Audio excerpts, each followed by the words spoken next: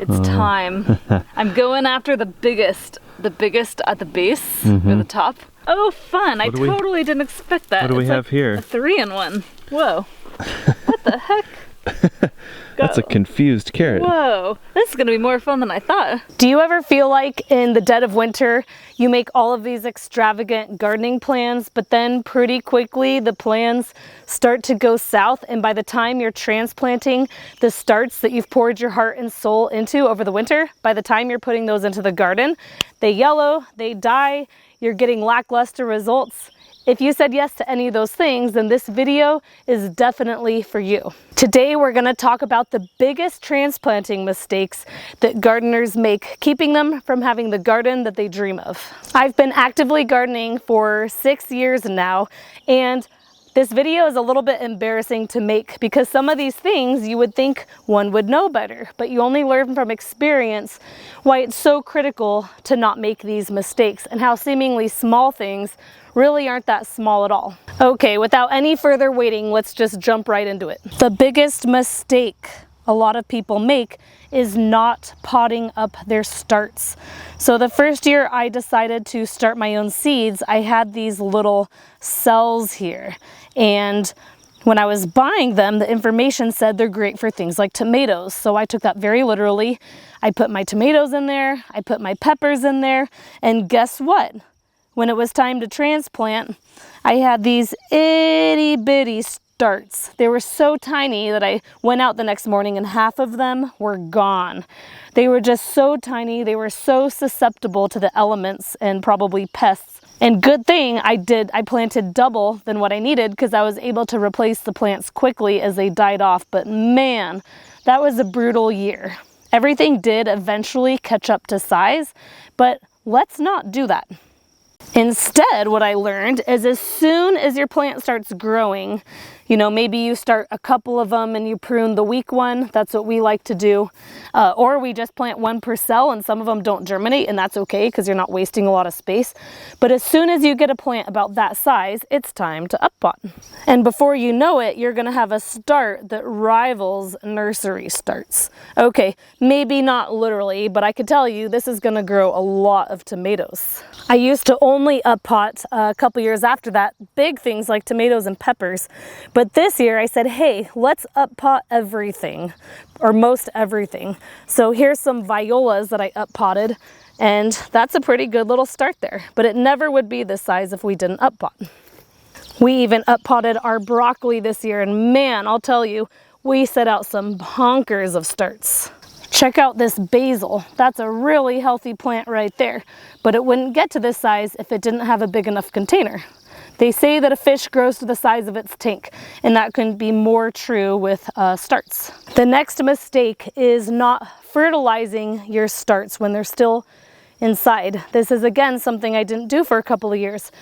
But some of these plants, these trooper plants, they could be inside for up to 3 months. That's a very long time.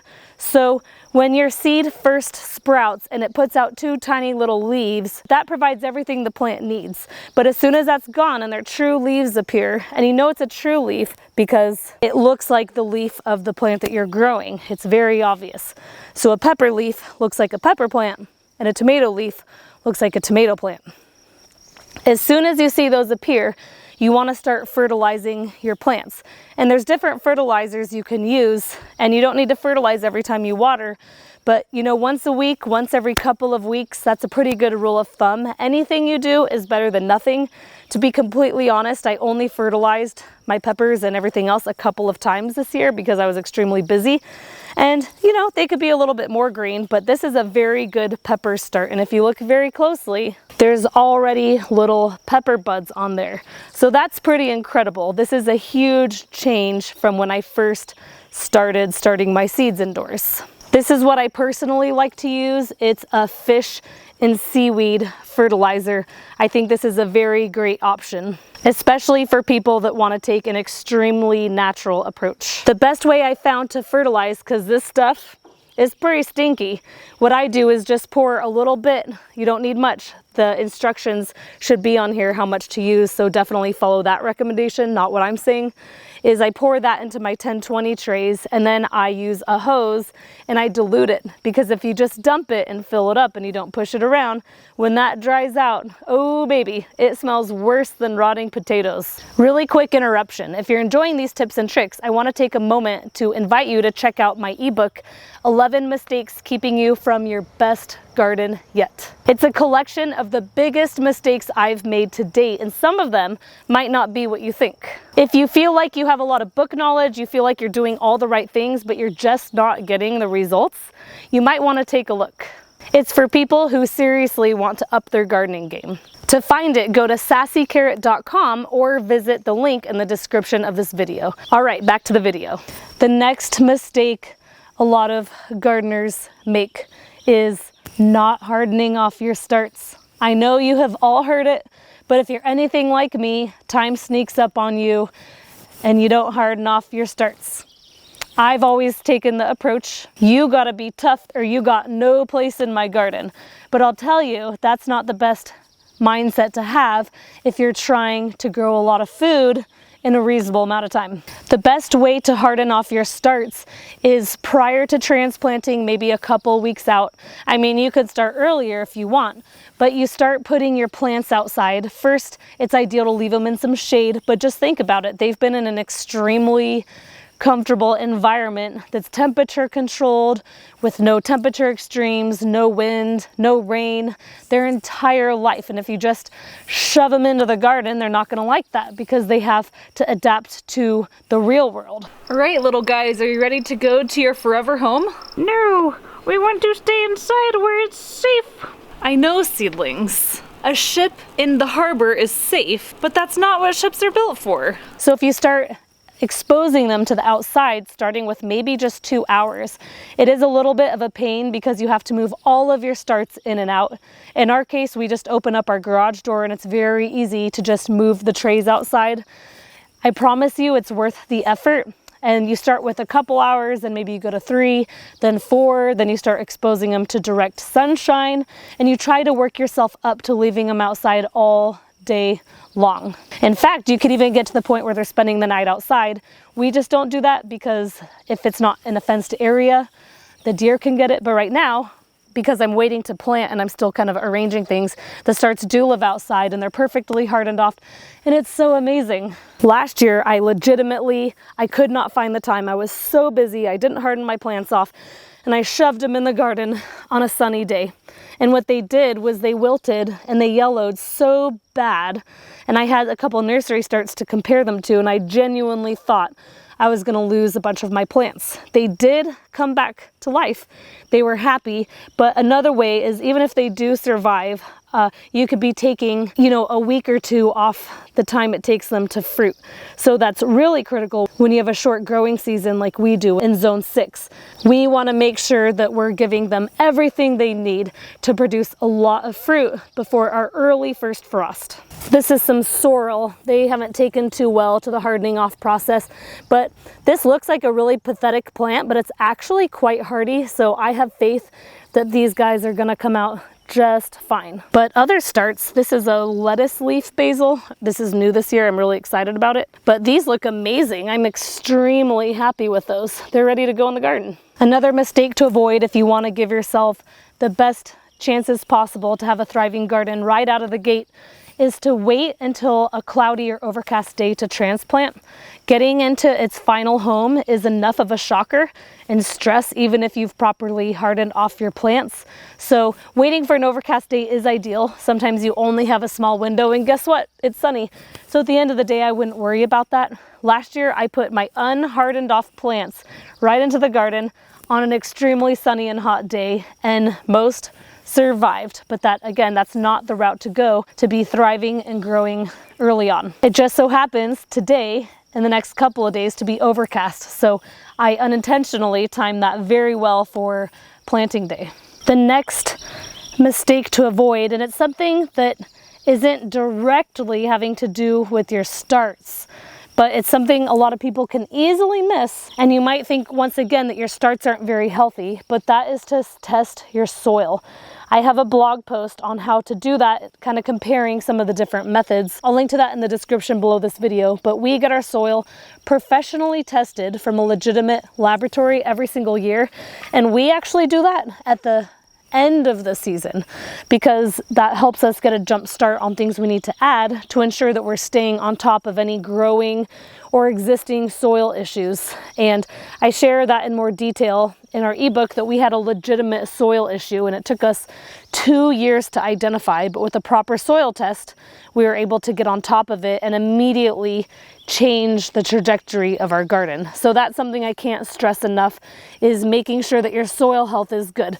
Because if you're having a problem again and again and you just feel that you're doing all the right things and you're not getting the results that you think you should be getting, try testing your soil. The next mistake is not preparing your soil before you transplant. It's much easier to work in the soil before you have all your plants in and now you're having to work around them. So what we do is, regardless of what our soil tests show, we make sure to amend it with compost before every single planting. You can't have too much compost. And then we add some extra nitrogen. This is something that our soil tests say that we need, despite all of the compost that we add. So we follow the instructions that we were given, and then also we look at the recommendations on the material itself. But it's so important to have everything prepped before transplant day. Then your job is extremely easy and fun. The next mistake to avoid, and not everyone needs this, but I find it to be particularly helpful, but that's to set out all of your transplants wherever they go before you start putting them into the soil. Because I have a particularly high productivity garden and we do very intense planting methods, I want to make sure that I'm maximizing every square inch of growing space as best as possible. So again, I find it extremely helpful to just set everything out. And I find when I do that, that I deviate from my plans sometimes, working with what grew versus what I planned for. And it also allows me to tap into my inner creativity and have a little bit of fun with what I want where. In the case this year, I grew way too many peppers. I have so many pepper plants, but I was able to play with the spacing of them. I have, I think, 5 different varieties in here, so I can kind of prioritize what I want to grow. I can make changes, and then I can hopefully find spots to stuff the overflow, fill in all the gaps, so to say. But this is something that really takes the pressure off gardening. And if you're lucky to have any gardening helpers, then this is helpful for them too, because you already decided what you wanted to plant where. And then all they have to do is dig a hole and stick it in the ground. It's extremely easy and makes planting fun instead of stressful. The next mistake to avoid is not planting your starts deep enough. I'll show you in a minute how to properly plant one of these suckers, but specifically I want to call attention to planting tomatoes deep. Check this out. You'll see here that this is a particularly leggy tomato. And what that means is you can think of it as having extremely long legs.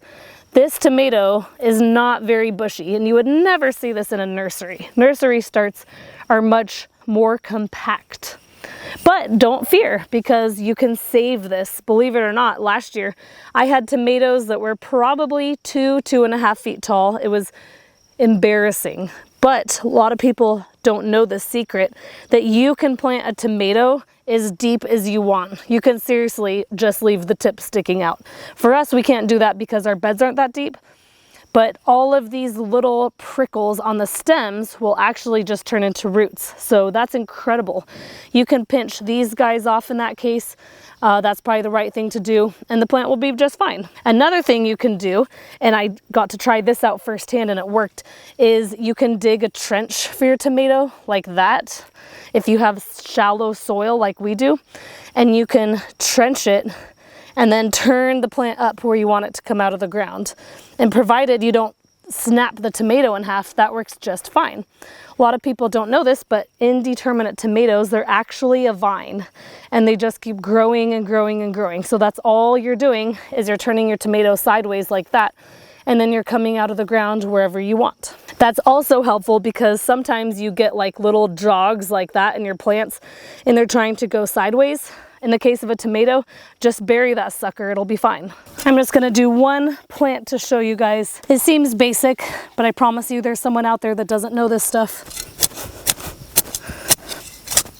You wanna dig a hole, put all that fresh soil to the side. You wanna squeeze your container like that, kind of loosen it. You wanna be very gentle. You don't wanna damage the plant. So the best thing to do is just tip it over like that. And see all those roots in there? Place it nicely in the ground. You don't want it too deep. You don't want to bury the stem, but you don't want it too shallow either. So you do want to cover your entire, I'm going to call it a soil block for sake of this video. Sometimes you could put a little bit more dirt in there to bring it to the level that you want, but then you just want to sprinkle this in nice and good. You don't want it too compact, but you want to make sure that you're getting good contact all around. The plant's really going to like that. And then I usually cover like that, so it looks like the plant is just coming straight out of the ground. That should be a very happy pepper right there.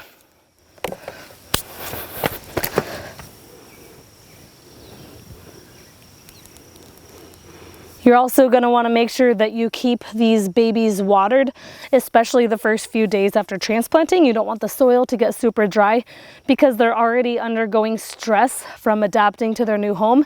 They don't need the additional stress of not having enough water to drink. Another mistake gardeners make is after they transplant, not pruning off some of the lower branches that are in contact with the soil. The reason you want to do this is because plants are more susceptible to disease when their foliage is laying on top of the soil. Believe it or not, something like a tomato doesn't need that many leaves. I mean, you don't want to take all of them off, but if you have a few good branches on there, you should be fine. So in this case, I planted this one nice and deep, which by the way is also going to allow a really solid root structure to form instead of having a floppy tomato plant that wants to blow over. But this guy needs to come off. There's enough leaves on this plant without keeping that guy on there, and all he's doing is laying on the soil. So now that it's planted, I'm just gonna go ahead and take my thumb like that and pinch it off. As your plant gets a lot bigger and you can't do that with your thumb, you're gonna wanna use some small pruning scissors, and that's just gonna make the cut a lot cleaner. You don't wanna prune it and end up taking off a bunch of the stem. That's just gonna make it more susceptible to disease. I'm gonna go ahead and take this guy off too. So now that plant has nothing touching the ground except that leaf in the back, just a little bit. Tomatoes can get pretty out of control after growing for a couple of months, so let's just take that guy off. Let's see what else. Here's a couple.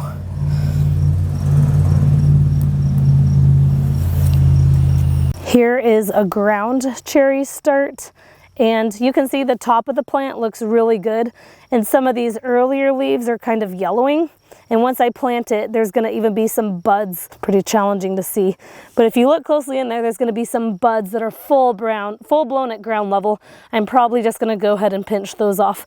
You just want to make sure after you plant, your start is nice and clean and nothing is touching the soil. So those are the biggest mistakes that gardeners make when transplanting their starts into the garden. If you found this video helpful and you learned a thing or two, or you know someone that might find value in this video, please like and share it, and hopefully we can save a fellow gardener from making some of these same mistakes. If you're a newer gardener, don't stress out too much if you feel that you've made some of these mistakes. At the end of the day, gardens are extremely resilient. That said, it's really nice to know that if you're making some of these mistakes, there is hope and there's things that you can improve on year after year. And that's personally what I strive for every year, is just to have a better garden than I did last year. I did not expect that. You know what's funny is it looks like these two carrots are hugging that carrot. They're all hugging. They're all hugging. I just don't know how many carrot people are hugging in this carrot mob. family. Do we clean it now or do we wait till we harvest everything? I think we'll harvest the rest and then we'll probably squirt them all off with the hose. Okay. That's awesome.